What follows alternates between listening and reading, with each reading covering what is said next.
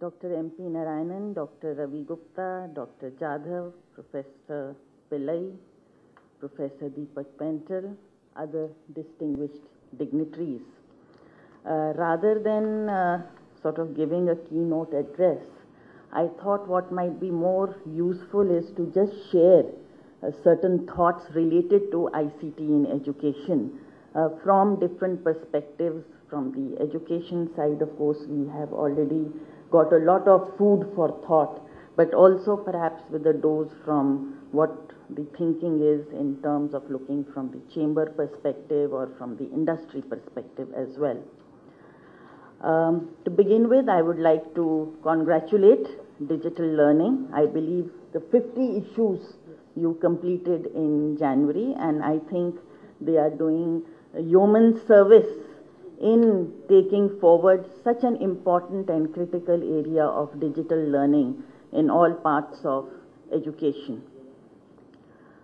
I'm repeating the obvious when I say that India does seem to be on a growth trajectory. Despite the financial turmoil around us, around the world, despite some of the impact that we felt, we still have managed to get a growth rate which is the envy of the world. But in order for this growth rate to be sustainable and in order to bridge the needs that the industry needs, after all, the most important issue which is challenging industry, if you were to ask them today that what is holding you back, is no longer capital, which it used to be many years ago, but is really lack of skilled manpower across the board, right from the top to the person on the shop floor level. And when we look at this, we're looking at the supply-demand gap, not only in terms of need from the industry, but also on the other side in terms of meeting the national aspirations of seeing that at least 30% of our people, of the eligible student population by 2030 has access to, and mind you, we are just saying access. With access come issues automatically of quality, equity and relevance. But just that have access to higher education beyond class 12.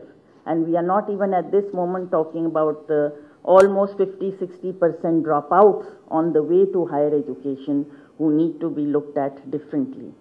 Now, if we are looking at this skilling gap, obviously much more needs to be done to escalate and scale up the availability of supply of educational institutions, or I'd rather like to say education per se, post class 12.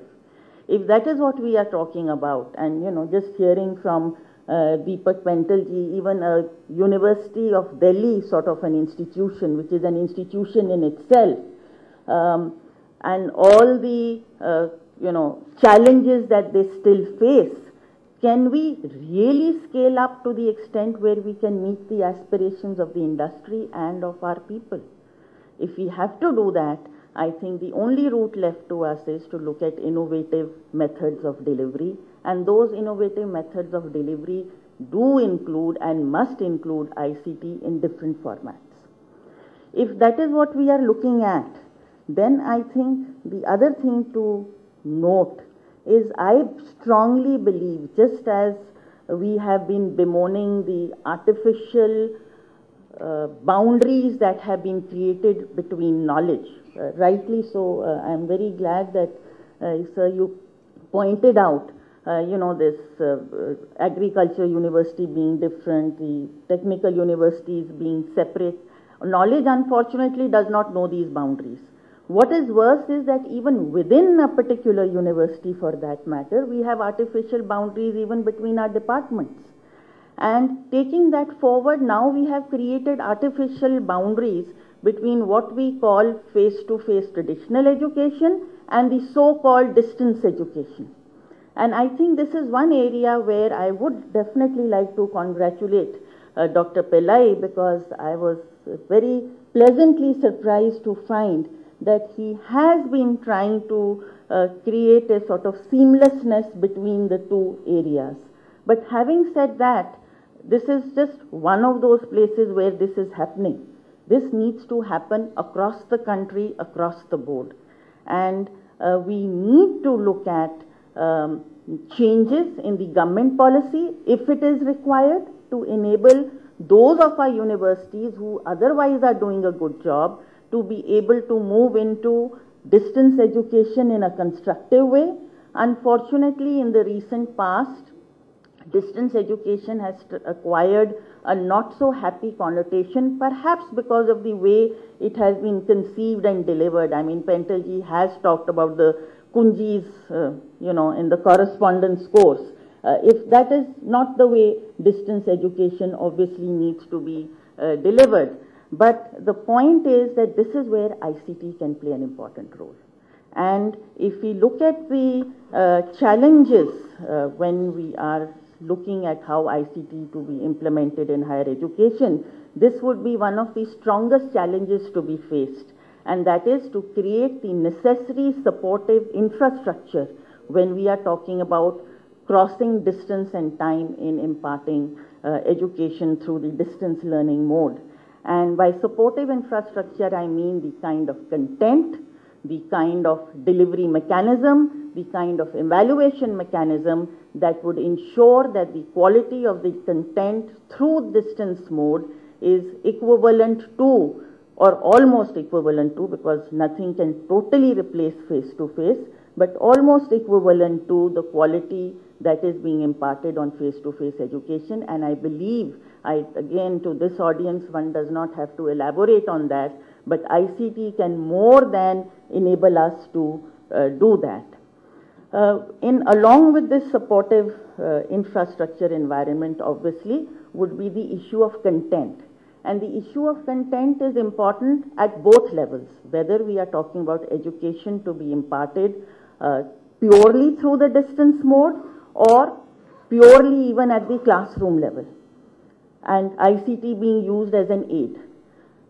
If I can take a step backward, I said there's an artificial barrier between distance education and face-to-face so-called traditional education, for the simple reason that distance education is not something just happening by correspondence course. There are so many modes in which distance and traditional education actually get integrated together, if you will. And you can have a situation where you have face-to-face classroom, maybe you are beaming in lecture by a professor sitting in MIT and using that to further teach the subjects that you are planning to do. Maybe that it is purely being used online, nobody is going to any campus and you're just working on an interactive mode and having a distance education, and also connected to perhaps other participants in the same program, so there is a virtual classroom creation. I mean, we are aware of all these things. The reason I am illustrating this only is to say that not only ICT, but the mode of imparting of education in itself, even in the traditional methodology, has changed where virtual elements come into it. And it is being supported today in the best of classrooms by recorded lectures which are available online to students. Sometimes if you miss a lecture, you can take it at home. Evaluation, of course, lot of assignments being submitted online, even being corrected online, even in a face-to-face mode. So when we are talking about use of ICT in